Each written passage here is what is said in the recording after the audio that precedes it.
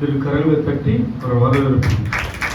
ஆவியானவர் அவருக்கு கொண்டு என்ன நாளைக்கு நம்மளுக்கு வார்த்தை கொடுக்கிறாரு கவனமாக கேளுங்க. கவனமாக கேட்டு இந்த வார்த்தையெல்லாம் குறித்து வைத்துக்கணும். சும்மா வந்து கேட்டுட்டு போகக்கூடாது. ஊழியக்காரர்கள் வந்து பிரசனை பண்ணுகிறப்போ இந்த வசனத்தை நோட் பண்ணி நீங்கள் வந்து தானம் பண்ணுங்க. கர்த்தர் உங்களை ஆசீர்வதிப்பார். கரங்களை தட்டி வரவேற்போம்.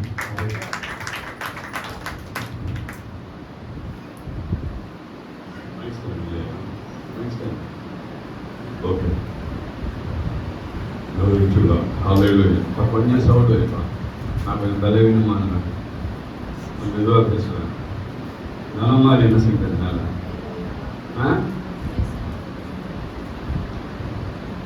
நான் நிறைய காரியம் மறந்துட்டேன். தன சொன்ன சாட்சிகள் தான் திருமணத்துக்கு கொஞ்சம் ரீப்ளேஸ் ஆச்சு. Hallelujah. Praise the Lord. Hallelujah. Thank you for இது வந்து சிலுவை தியானம். என்ன சிலுவை தியானம் மெசேஜ் நினைச்சுக்காதீங்க.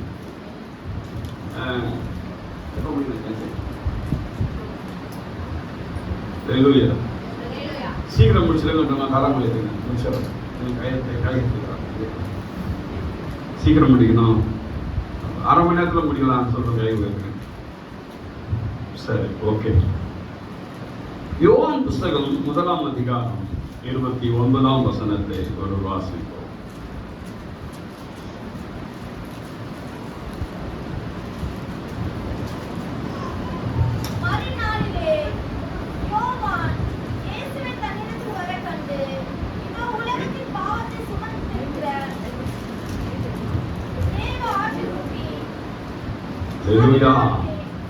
உலகத்தின் பாவத்தை சுமந்து தீர்க்கிற தேவாட்டுக்குட்டி. ஜான்சி வந்து டீ தண்ணி கொடுத்தாங்க. தண்ணி கொடுத்து டீ கொடுத்தாங்க. யார் டீ போடுறதுன்னு கேட்டோம். டீ டேஸ்டா இல்லையா? அதே இல்லையா? நான் காலையில் எழுந்து எப்படி ஒரு 2-3 டீ குடிச்சிருவேன். நீங்கள் நினைப்பாங்க ஒரே ஒரு டீ காலையில் எழுந்த உடனே குடிச்சேன். அதுக்கப்புறம் டீ குடிக்கிறேன்.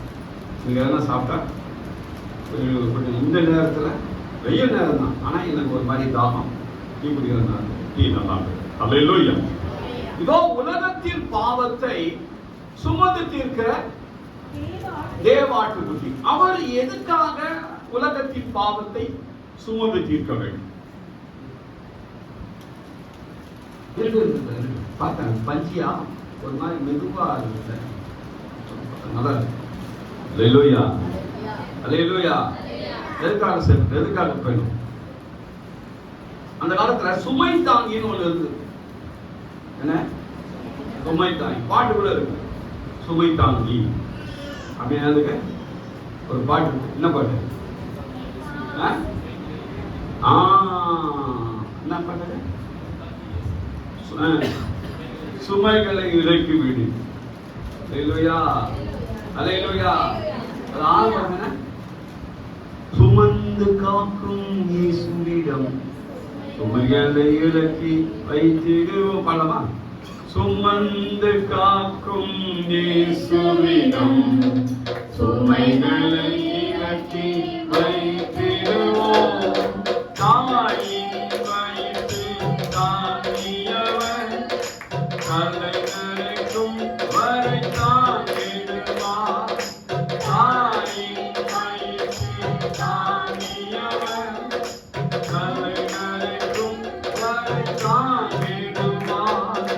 விடுதலை கொடுப்பவர் இயேசு வந்தோ. விடுதலை இயேசு வந்தோ.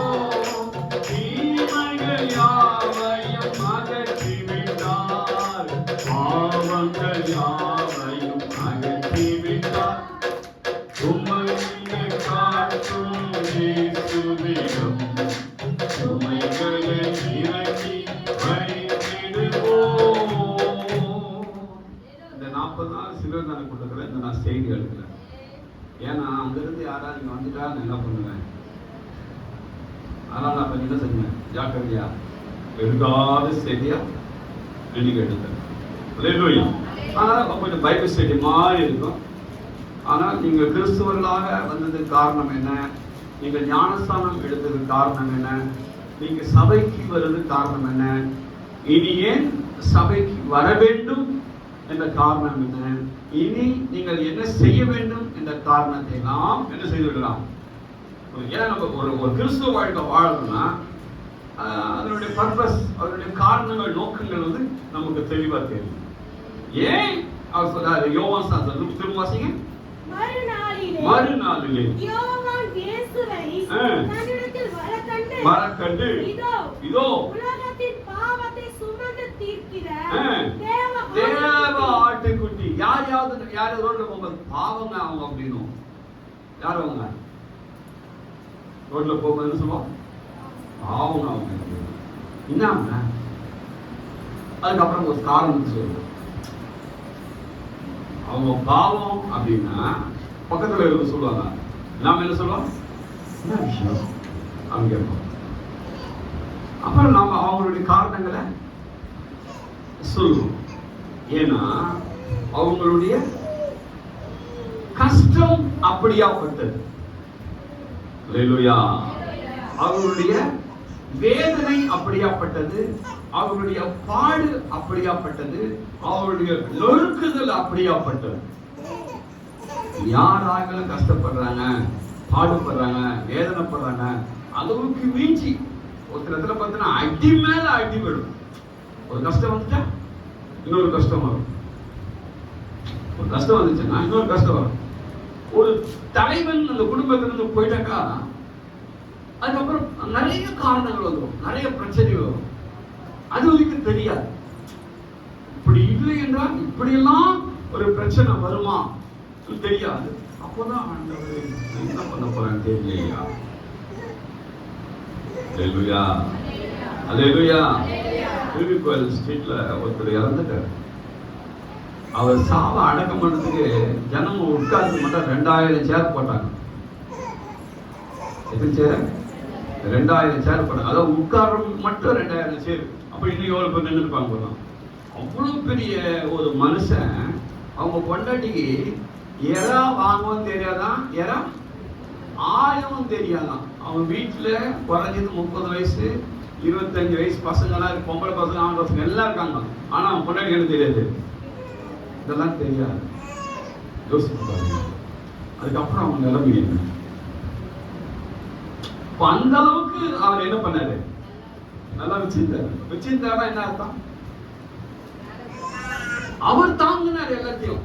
அவரா போய் கடைக்கு போய் எறா வாங்கிட்டு வந்து அதை ஆஞ்சி அதை என்னமா கொஞ்சம் பண்ணு அப்படின்னு கொடுக்குற அளவுக்கு அவர் அந்த கஷ்டத்தை நல்லா வச்சிருக்காங்க. சும்மா காரணம் கிடையாது. அவங்க அதுக்கு அளவு என்ன பண்றாங்க? பாரத்தை சுமக்குறாங்க. ஒருத்தர் நல்லா வச்சிருக்காங்க அப்படின்னா என்ன அர்த்தம்? நமக்கு ஒரு டிரைவர் வண்டி ஓட்டாருன்னு வச்சுங்க. அவர் என்ன பண்றாரு? கஷ்டப்பட்டு வண்டி ஓட்டுறாரு. நமக்கு டிரைவர் கஷ்டம் தெரியாது. நமக்கு ஒரு நேரத்தில் ஜாலியா ரோட்ல குறுக்க போவோம். அவன் என்ன அவசரம்? வண்டி ஓட்டிட்டு வராங்க. அவன் பிபி இருக்கா, சுகர் இருக்கா, மயக்கமா இருக்குமா, அவன் நல்லா இருக்கானா, எல்லாம் தெரியாது. ரொம்ப அவசரமா நின்று போயா அப்படின்வோம். ஒரு சில நேரத்துல அந்த வண்டி அவன் பேச்ச கேட்காது. யார் பேச்ச? ஓடுற பேச்ச பிரேக் பிடிக்காது. ஒரு இடத்துல ஸ்டேரிங் வேலை செய்யாது. ஒரு பாரத்தை நீங்கள் சுமந்து அப்படின்ற அப்போ உலகத்தின் பாவத்தை சுமந்து தீர்க்கிற தேவ ஆட்டுக்குட்டி. அவங்க ரோட்ல நின்று சொல்றேன், இவர் இயேசுநாதர் படத்தை காமிச்சு, இவர் உலகத்தின் பாவத்தை சுமந்து தீர்க்கிற தேவ ஆட்டுக்குட்டி அப்படின்னா என்ன சொல்லுவாங்க? சும்மா சொல்லாத. அது எப்போ 2000 வருஷம் முன்னாடி நீங்க எல்லாம் சேர்ந்து சிலுவையில் அடிச்சிட்டீங்க. அவர் என்ன செஞ்சாரு? செத்துட்டாரு. இப்ப என்ன கதை விடுறப்பா நீ அப்படின்னு சொல்லுவாங்க. அல்லேலூயா. பேதுரு சொல்ற 1 பேதுரு புஸ்தகத்திலே 2ஆம் அதிகாரம் 24 வாசிங்க.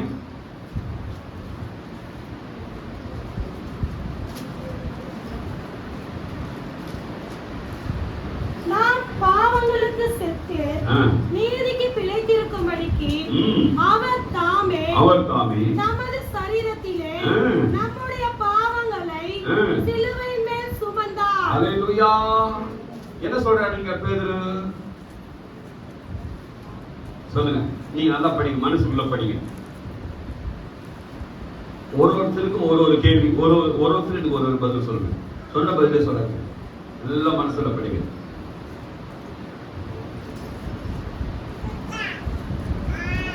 சொல்லுங்க, சத்தமா வாசிங்க. நாம் பாவங்களுக்கு செத்து நீதிக்கு பிழைத்திருக்கும்படிக்கு அவர் தாமே தமது சரீரத்திலே நம்முடைய பாவங்களை சிலுவையின் மேல் சுமந்தார். இந்த மாதிரி நீங்க ஒரு 100 தடவை இந்த ஒரு வசனத்தை நீங்க வாசிச்சீங்கன்னா 100 காரணம் புரியும். இந்த ஒரு தடவையே 2-3 தடவை வாசிச்சு விட்டேன். நீங்க 100 தடவை படிச்சீங்கன்னா இந்த வசனம் என்ன செய்யலாம்? 100 விதமா புரியும். 100 விதமா புரியும். அப்ப 100 விதமாக புரியும் போது 100 விதமாக நீங்கள் அதை ஏற்றுக்கொள்ளலாம். 100 விதமா ஏற்றுக்கொள்ள நீங்கள் அதுக்குரிய பக்குவப்படலாம், அதுக்குரிய பலன் படலாம், அதுக்குரிய கிரியை நடப்பிக்கலாம். மற்றவர்களுக்கும் அதை என்ன செய்யலாம்? விலக்கி சொல்லலாம். அல்லேலூயா, அல்லேலூயா. அவங்க கூப்பிட்டாங்க சர்ச்சுக்கு வந்துட்டேன், இவங்க கூப்பிட்டாங்க சர்ச்சுக்கு வந்துட்டேன், அவங்க சொன்னாங்க சர்ச்சுக்கு வந்துட்டேன், இவங்க சொன்னாங்க சர்ச்சுக்கு வந்துட்டேன். இல்லை, யோவான் ஸ்நானகன் சொல்றாரு, இதோ உலகத்தின் பாவத்தை சுமந்து தீர்க்கிற ஆட்டுக்குட்டி அப்படின்னு ஒரு டைட்டில் கொடுத்துட்டார். யோவான் ஸ்நானகன் என்ன பண்றாருன்னா, இதோ உலகத்தின் பாவத்தை சுமந்து தீர்க்கிற ஒரு டைட்டில் கொடுத்தாரு. அதை பேதுரு என்ன பண்றாருன்னா பலவாறாக விளக்குகிறார். முதலாவது பாத்தீங்கன்னா, நாம் பாவங்களுக்கு சேர்த்து, நம்பர் 1. நம்பர் 2, நீதிக்கு பிழைத்து. நம்பர் 3, அவர் தாமே. நம்பர் 4, தமது சரீரத்தில். நம்பர் 5, நம்முடைய பாவங்களை சுமந்தார். எதில சுமந்தார்? சிலுவையிலே சுமந்தார். அல்லேலூயா, அல்லேலூயா. அதனால் நாம் குணமானோம். அப்படிங்களா? அது முக்கியம். அதோடு அவர் நிறுத்திடாமல் அவர் சொல்றாரு, அவருடைய தழும்புகளால் நாம் குணமாகிறோம். அதோடு அவர் நிறுத்திவிட்டார். அவருடைய தழும்புகளால் நம்முடைய எந்த வியாதியா இருந்தாலும், நம்முடைய எல்லா பலவீனமா இருந்தாலும், நம்முடைய எந்த கஷ்டமா இருந்தாலும், நம்முடைய எந்த விதமான நொறுக்குதலா இருந்தாலும், ஆண்டவரே நம்முடைய தழும்புகளால் என்னை குணமாக்கும் ஆண்டவரே என்று சொன்னார். கர்த்தர் நம்மை குணமாக்கக்கூடியவர். எங்கே வலி இருக்கிறதோ, எங்கே வேதனை இருக்கிறதோ, அந்த இடத்தில் உங்கள் கரங்களை நீங்கள் வைத்து உங்கள் ஜெபத்திலே, தனி ஜெபத்திலே, ஆண்டவரே இந்த இடத்துல எனக்கு வலிக்கிறது ஐயா, என் தகப்பனே உங்களுடைய தழும்புகளால் குணமாக்கும் ஆண்டவரே. வேதம் சொல்கிறது, எங்களுக்காக பாடுபட்டு, எங்களுக்காக எங்களை நீதியாக்கினீர், எங்களுக்காக சிலுவையில் சுமந்தீர் என்று சொல்லப்பட்டிருக்கிறது. சுமக்கிற நான் ஆண்டவரே, ஏன் ஆண்டவரே சுமக்க வேண்டும் என்று நீங்கள் உங்களுடைய தனி ஜெபத்திலே கேட்டால் கர்த்தர் என்ன செய்வார்? குணமாக்குவார். அல்லேலூயா, அல்லேலூயா. ஏன்? சிலுவையில ரத்தம் இருக்கிறது, சிலுவையில முள்முடி இருக்கிறது, சிலுவையில ஆணிகள் இருக்கிறது, சிலுவையில அவர் இருக்கிறார். எல்லாவற்றையும் எடுத்துக்கொள்ளாமல் ஏன் தழும்புகளா என்று சொல்கிறார் என்று சொன்னார், நமக்காக அவர் சிலுவையை சுமந்து தீர்த்தார். அல்லேலூயா. நமக்காக அவர் சிலுவையிலே அவர் சுமந்து தீர்த்தார். இப்பொழுது சகரியா புஸ்தகத்தில் சொல்கிறது, அவருடைய கரங்களிலே என்ன இருக்கிறதா? வடுக்கள் இருக்கிறது. அங்க பரலோகத்துல கேட்கிறாங்களாம், என்ன என்று? ஐயா கையில என்னப்பா வடுக்கள் என்று கேட்டால், என் சகோதரர் நடுவிலே கேட்பார். அல்லேலூயா, அல்லேலூயா. எல்லாத்தையும் நம்ம மேல சுமக்க கூடாதுங்க. வசனம் கர்த்தர் மேல் உன் பாரத்தை வைத்து விடு. அல்லேலூயா. அவர் அதை உன்னை தாங்கி நடத்துவார். அல்லேலூயா. நமக்காக சுமக்கிறவர், நமக்காக சுமந்தவர் நமக்காக இப்பொழுது அவர் தழும்புகளை நமக்காக அந்த தழும்புகள் நம்மை சகல வழிகளில் குணமாக்கக்கூடியதா இருக்கிறது. தீர்க்க முடியாத நோயும் இல்லை, தீர்க்க முடியாத பலவீனமும் இல்லை, தீர்க்க முடியாத காரணமும் இல்லை, தீர்க்க முடியாத பிரச்சனையும் இல்லை. நாம் செய்ய வேண்டியது நம்முடைய தழும்புகளை எங்களுக்காக நீர் பட்டு காயப்பட்டு ரத்தம் சிந்தி முள்முடி சூடி பட்டு தீர்த்து விட்டீர் ஆண்டவரே. எனக்கு ஆண்டவரே உங்களுடைய ஒத்தாசை செய்யும் ஆண்டவரே என்று சொல்லும் போது நம்மள சில பிரச்சனைகள் வெளியே சொல்ல முடியாது, வேதனை சொல்ல முடியாது, கஷ்டத்தை சொல்ல முடியாது, புஸ்தகத்தை சொல்ல முடியாது, புஸ்தகம் கொண்டாடிட்டு சொல்ல முடியாது.